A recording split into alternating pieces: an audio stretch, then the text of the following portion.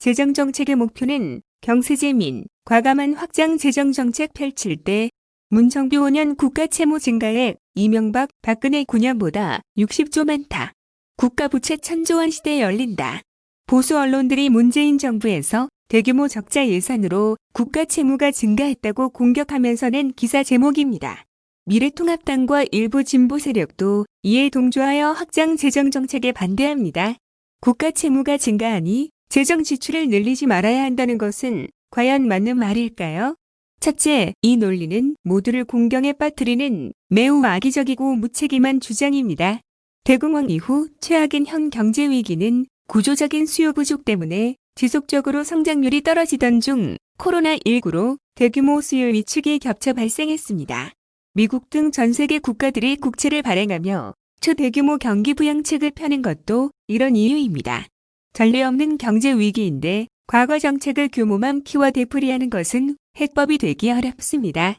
유로존 재정 위기 연구 결과에 의하면 잠재 국내 총생산 GDP 이 영구적으로 하락하는 이력 효과를 상쇄시키기 위해 재정을 적극 지출한 경우가 반대의 경우보다 재정 건전성이 덜 악화되는 것으로 나타났습니다.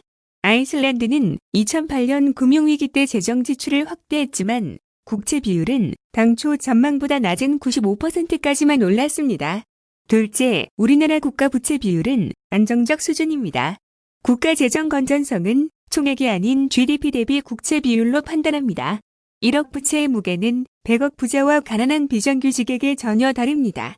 2020년 예측치 OECD 부채 비율은 우리나라가 인구 134만인 에스토니아 다음인 43.5%로 평균 126.6%에 비해 매우 낮습니다. 미국 128.8%, 일본은 244.4%. 재정 건전성은 분자인 국가 채무를 부모인 GDP로 나눠 계산하므로 보수 언론 주장처럼 경제 위기에 적극 대응을 안 하면 GDP가 작아져 오히려 국채 비율이 상승합니다. GDP 2000조일 때 국채 800조보다 2500조 시대의 1000조가 더 재정 건전성이 양원이 국채 1000조 넘는다고 호들갑달 일이 아니라 경제 위기의 재정 지출 회피로 GDP 감소시킨다고 질타해야 합니다. 셋째, 현재의 재정정책 방향은 국가 채무보다 사상 최고치를 경신 중인 가계부채에 더 집중돼야 합니다. OECD에 의하면 우리나라의 가계부채 비율은 184.2%로 19개국 평균 130.6%보다 훨씬 높습니다. 재무 건전성을 이유로 국가 채무에만 관심 두기보다 적극적인 확장 재정 지출로 가계소득을 늘림으로써 가계부채 비율 증가를 막아야 합니다. 국가가 돈을 써야 할 때 안 쓰면 개인이 빚을 낼 가능성이 높습니다. 우리나라 가계부채는 박근혜 정부 당시 연 94조 7천억 원이 증가했으나 문재인 정부 들어 연 65조 5천억 원만 증가하여 연간 증가액이 29조 2천억 원 감소했습니다. 다양한 요인이 있겠지만 재정 지출 확대로 가계부채 비율이 감소한 부분도 작지 않을 것입니다. 정책에는 우선순위와 타이밍이 중요합니다. 국가 채무도 중요하지만 코로나19로 위기에 놓인 가계에 보다 적극적인 재정 지원이 필요합니다. 재정 건전성은 국가 재정 위험을 관리하기 위한 참고지표일 뿐 경제정책의 궁극 목표는 아닙니다. 재정을 포함한 국가 경제정책의 목표는 국민의 경제적 존엄성을 지키는 것입니다. 최근 코로나19 위기에서 국민들의 경제적 존엄성을 지키는 것 말고 어떤 것이 더 우선이고 시급할 수 있을까요? 대공황 당시 기존 경제학적 상식에 매몰되지 않고 긴급 재정 지출 등 과감한 조치로 경제 위기를 극복한 루즈벨트 행정부의 결단과 실천을 주목할 필요가 있습니다. 루즈벨트를 존경하며 질적으로 새로운 위기에는 질적으로 새로운 정책이 필요하다고 내각에 지시하신 문재인 대통령님의 철학이 지금의 국가 경제 정책에 반드시 녹아들어야 합니다. 마지막으로 재정 건전성 우려하는 오늘의 기재부가 안심하시도록 어제의 기재부가 보인 자신감을 제시해드리겠습니다. 2019년 10월 9일 기재부는 2019년 세계경제포럼 국가경쟁력 평가 결과 대상국 141개국 중 우리나라가 공공부채 지속 가능성과 거시경제 안정성이 1위였다고 밝혔다. 근거 없는 미래통합당의 무책임한 발목 잡기를 벗어나 과감한 확장 재정 집행으로 코로나 경제 위기를 신속히 극복하고 K방역을 넘어 K경제의 새 지평을 열어나가기를 바랍니다. 다음은 환경전문공사업 불법 행위 집중수사 뉴스입니다.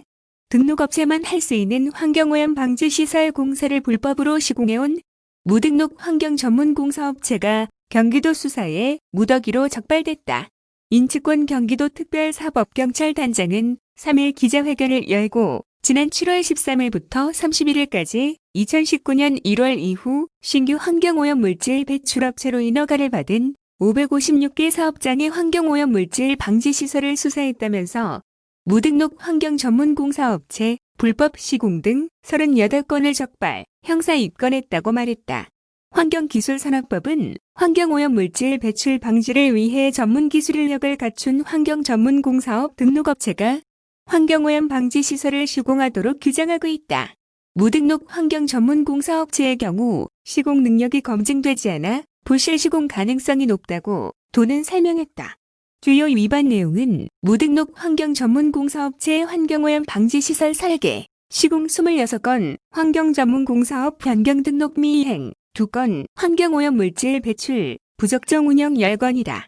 위반 사례를 살펴보면 송풍기 등을 제작하는 김포시 기업업체는 환경전문공사업 등록 없이 환경오염 방지 시설을 불법 시공했으며 자동화 기계를 수입, 시공하는 인천시 니은업체 역시 환경전문공사업 등록 없이 여과 집진기 등 방지시설을 불법 시공했다. 부천시 무등록 환경전문공사업체 디귿은 환경오염 방지시설 공사를 하기 위해 인천시 소재 환경전문공사업체 리을의 대가를 지불하고 설계와 허가, 신고 대행을 의뢰한 후 방지시설을 불법 시공했다. 덜미를 잡혔다. 파주시 무등록 환경전문공사업체 미음은 배출시설과 방지시설을 배관으로 연결하지 않는 부실 시공을 했고 배출업체 비읍은 이런 상태에서도 배출시설을 가동했다. 환경전문공사업체인 시옷은 배관이 연결되지 않았다는 사실을 알면서도 배출시설 가동 개시 신고를 대행했다. 환경기술산업법은 환경전문공사업 등록 요건으로 환경 분야 기사 또는 기술사를 4명 이상 채용하도록 규정하고 있으나 성남시 환경전문공사업체인 이응은 전문기술 인력이 공석인데도 변경 등록 없이 업체를 운영했다.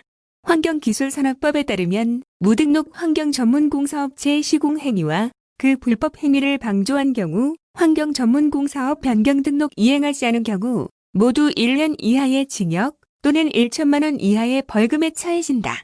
대기환경보전법에 따르면 환경오염 방지시설 미설치 등 배출시설 부적정 가동의 경우 7년 이하 징역 또는 1억 원 이하의 벌금에 처해진다.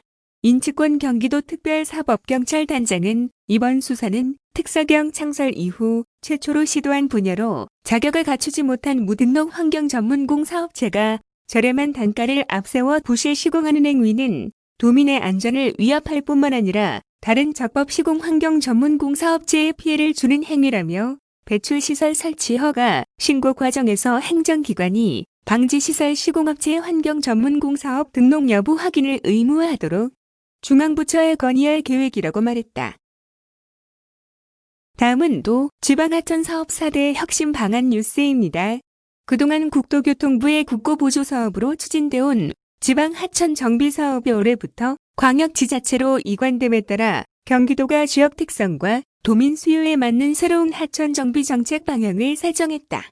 경기도는 이 같은 내용의 지방 하천 정비 사업 혁신 방안을 말한 올해부터 적용에 들어간다고 3일 밝혔다.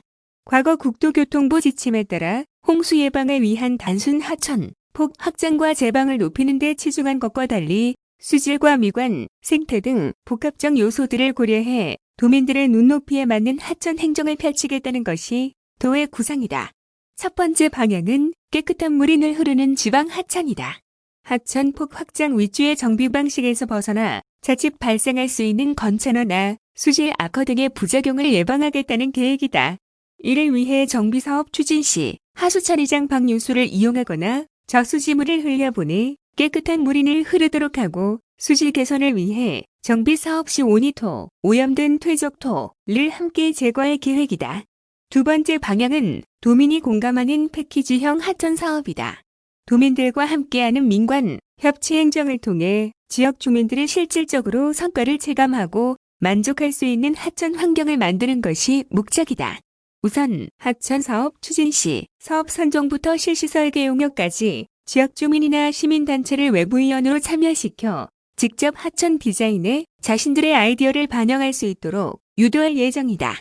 또한 올해 하반기 중 공모를 통해 주변 지역과 시너지 효과가 높은 사업을 발굴해 시행해 나가겠다는 방침이다.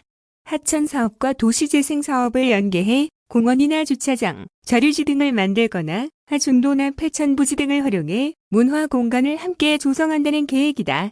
세 번째 방향은 도시개발 시 하천 정비 동시 추진이다. 도시개발과 하천 정비를 연계해 종합적으로 시행함으로써 정책 효과를 극대화할 방침이다.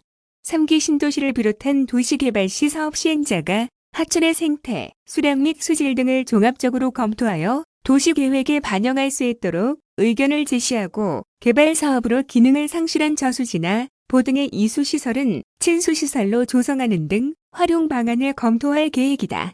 네 번째 방향은 동일하천 내 중복 사업 방지다. 시군 및 관련 부서와의 협력으로 중복 투자를 방지하고 예산 절감을 도모한다. 구체적으로 자전거 도로나 하수관 정비 등 다른 사업과 사전 협의를 통해 터파기와 같은 중복 공정을 예방하고 배수 개선 사업이나 재해 위험 개선 사업을 하천 사업과 병행 추진함으로써 재해 예방 효과를 더욱 높일 계획이다. 고강수 하천과장은 이번 지방하천에 대한 새로운 정책 방향 수립으로 도민들의 하천 정책 만족도가 향상될 것으로 기대한다며 앞으로도 예산은 절감하고 정책 효과는 극대화하는 하천 행정을 펼쳐나갈 것이라고 밝혔다.